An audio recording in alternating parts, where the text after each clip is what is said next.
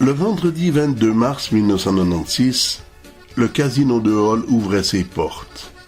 Après Las Vegas, Reno, Atlantic City, Montréal, Charlevoix, la ville de Hall avait désormais elle aussi la possibilité de créer des rêves et détruire des vies.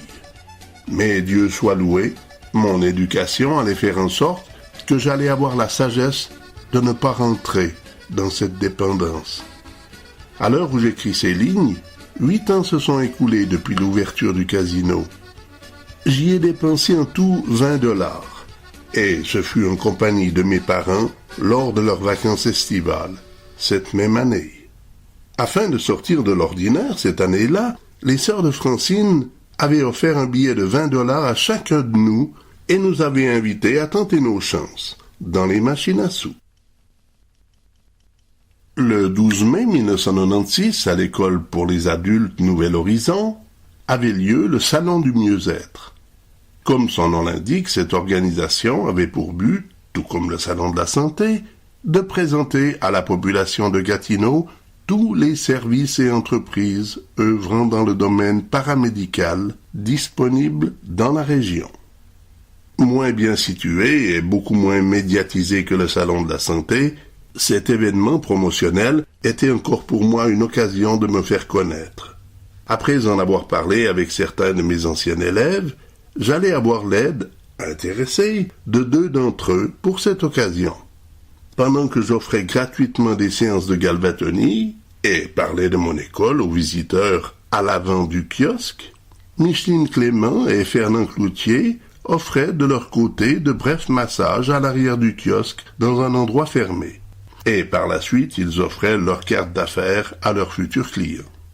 Situé dans un quartier où la classe sociale était relativement moyenne, ce salon du mieux-être ne mérita pas vraiment son nom. Et les résultats qui en découlèrent furent loin d'assurer notre mieux-être professionnel.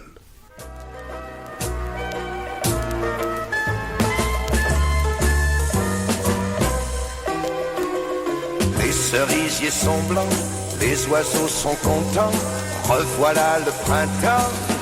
Ah, ah, ah, je dors mal dans mon lit, ma cousine est trop jolie. Est-ce normal, maman, ce merveilleux tourment qui me fait rougir tout le temps? Ah, ah, ah, si je me mariais, est-ce que tu me gronderais? Paul n'a pas de soucis comme ça. Le petit Paul est trop petit pour ça. Le petit Paul, c'est encore un gamin. Il joue aux billes, il court dans le jardin. Ne pense pas aux filles, mais moi, les cerisiers sont blancs et c'est très énervant dès qu'on est un peu grand. Quoi?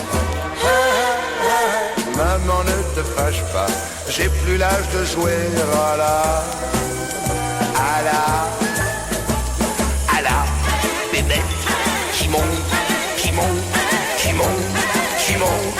Maman, les cerisiers sont blancs, les oiseaux sont contents. Les cerisiers sont blancs, les oiseaux sont contents. Ma cousine, elle m'attend. Je suis pas intimidé, je suis un homme et un vrai. Ouais. Bonjour, comment tu vas? Ta coiffure, c'est pas ça. T'as un pli à ton bas. Cousine, faut pas pleurer. Embrasse-moi, on fait la paix.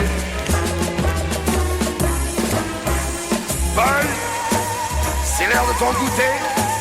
Adieu, Paul. Allez, allez, maman va s'inquiéter. Bonsoir, Paul. Va jouer aux 4 coins. Va jouer aux billes ou ne joue à rien, mais laisse-nous tranquilles. Les cerisiers sont blancs, les oiseaux sont contents. Je ne suis pas mécontent. Je n'aurais jamais cru ça. Elle savait jouer à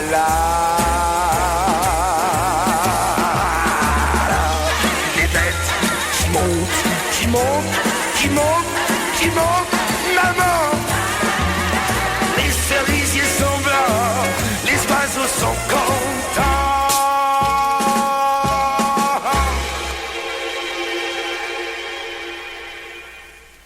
L'hiver avait fait place au printemps, et l'éveil de la nature, pour le jardinier que je suis, était aussi merveilleux à voir qu'une mère qui assiste au réveil de son bébé après une longue nuit de sommeil. J'avais hâte de pouvoir à nouveau pratiquer mon métier en compagnie de Marcella.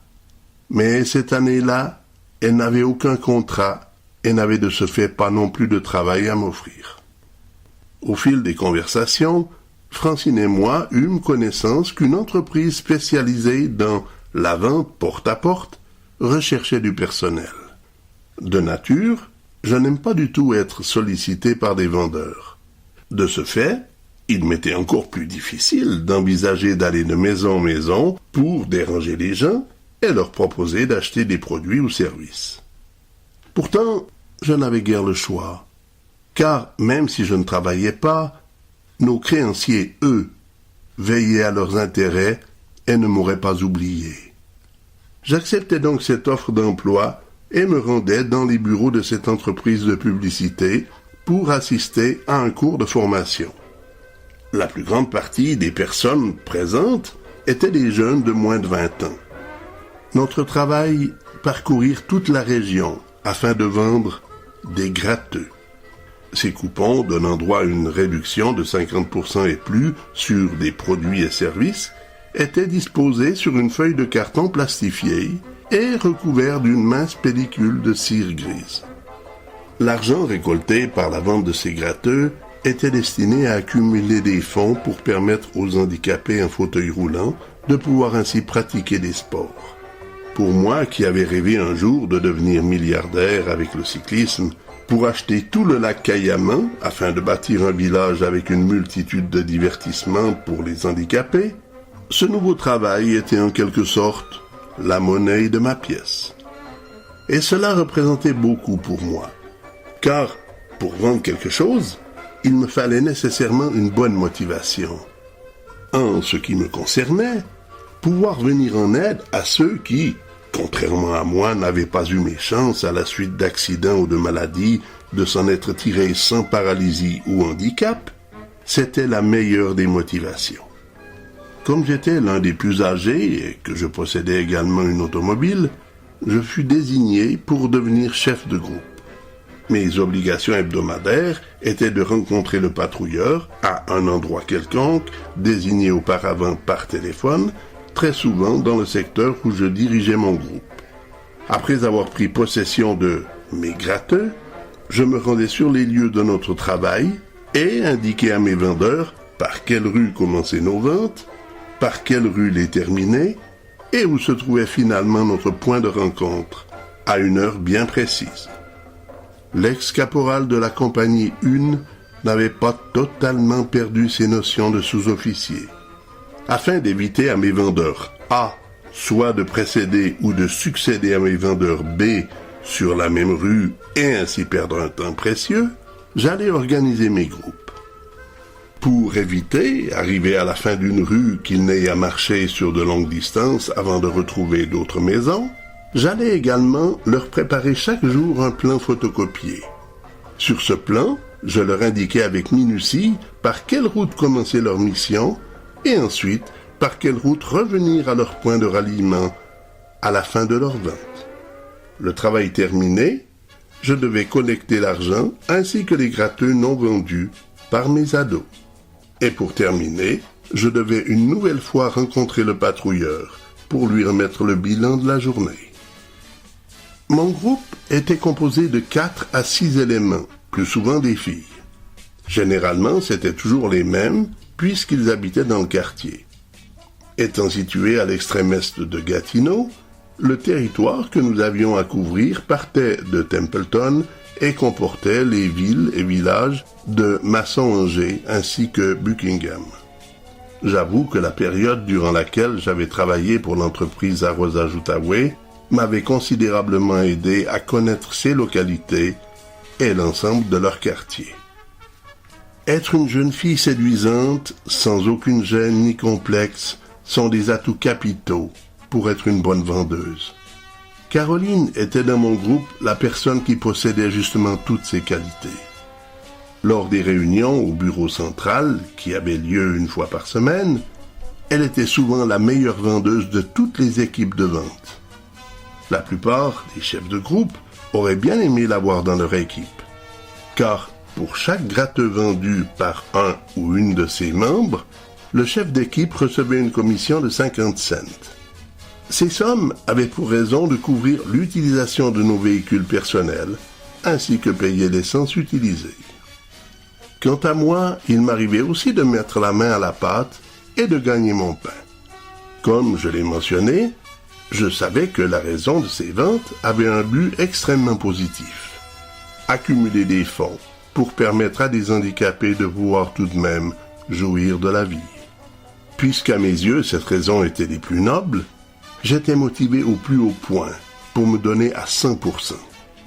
Aussi, lorsqu'il m'était donné d'avoir du temps disponible, ou que l'une de mes vendeuses se trouvait seule sur une rue, je prenais l'autre côté de la rue et devenais vendeur à mon tour. Je n'étais ni jeune ni beau, mais la plupart du temps, je vendais davantage de gratteux que ma meilleure vendeuse.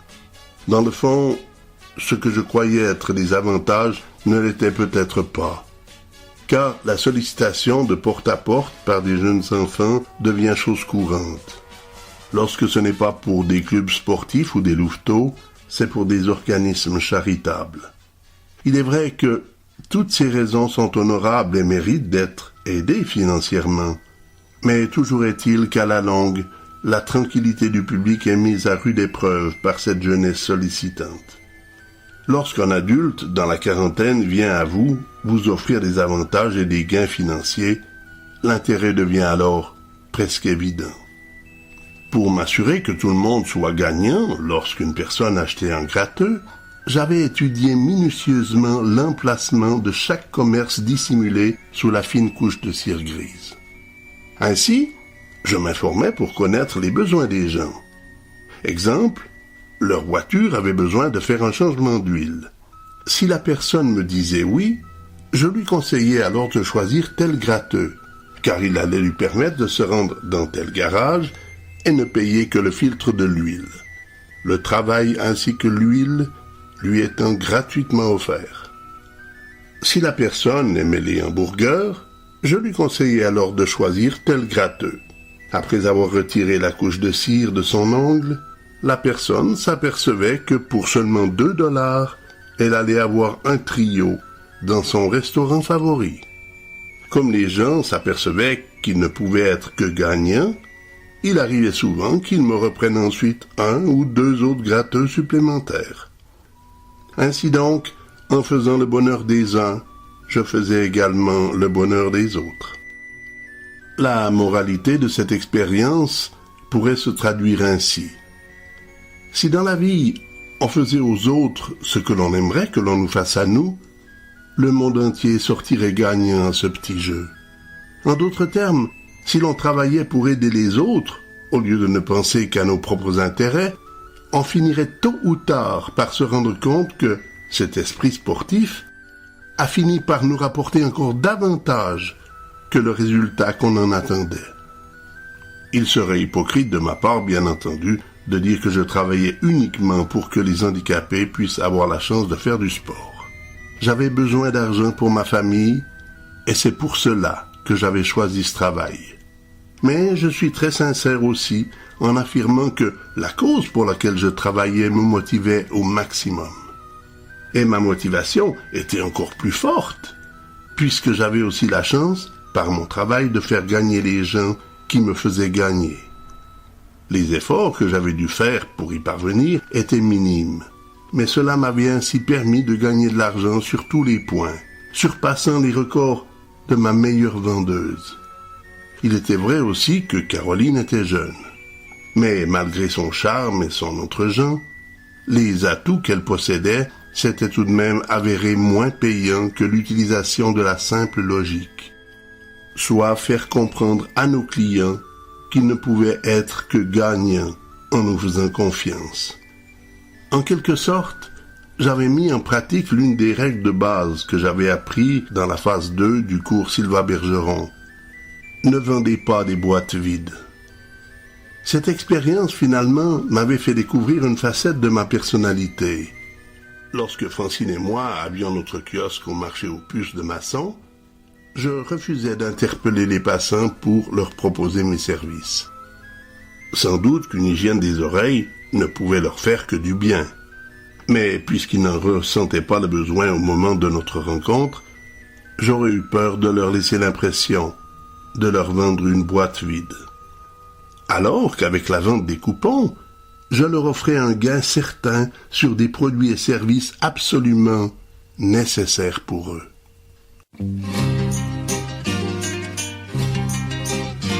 Avec son marteau-piqueur, il creuse le sillon de la route de demain. Il y met du cœur, le soleil et le gel sont écrits sur ses mains. Le portugais dans son ciré tout rouge, qui ressemble à un épouvantail.